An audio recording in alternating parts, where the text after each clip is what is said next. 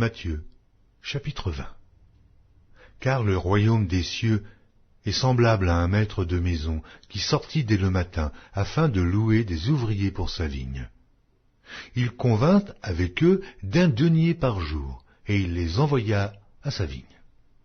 Il sortit vers la 3e heure, et il en vit d'autres qui étaient sur la place sans rien faire. Il leur dit, « Allez aussi à ma vigne, et je vous donnerai ce qui sera raisonnable. » Et ils y allèrent.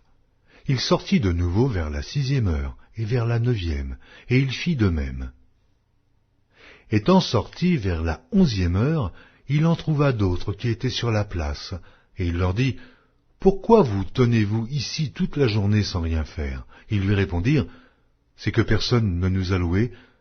Allez aussi à ma vigne, leur dit-il. » Quand le soir fut venu, le maître de la vigne dit à son intendant, « Appelle les ouvriers, et paie-leur salaire, en allant des derniers aux premiers. » Ceux de la 11e heure vinrent et reçurent chacun 1 denier. Les premiers vinrent ensuite, croyant recevoir davantage, mais ils reçurent aussi chacun 1 denier. En le recevant, ils murmurèrent contre le maître de maison et dirent, « Ces derniers n'ont travaillé qu'1 heure, et tu les traites à l'égal de nous, qui avons supporté la fatigue du jour et la chaleur. » Il répondit à l'un d'eux, « Mon ami, je ne te fais pas tort.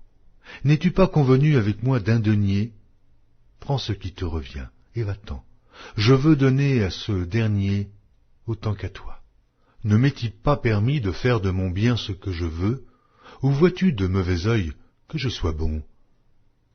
Ainsi, les derniers seront les premiers, et les premiers seront les derniers. » Pendant que Jésus montait à Jérusalem, il prit à part les 12 disciples et leur dit en chemin, « Voici, nous montons à Jérusalem, et le Fils de l'homme sera livré aux principaux sacrificateurs et aux scribes, et ils le condamneront à mort, et ils le livreront aux païens, pour qu'ils se moquent de lui, le battent de verges et le crucifient, et le 3e jour, il ressuscitera. » Alors la mère des fils de Zébédée s'approcha de Jésus avec ses fils et se prosterna pour lui faire une demande.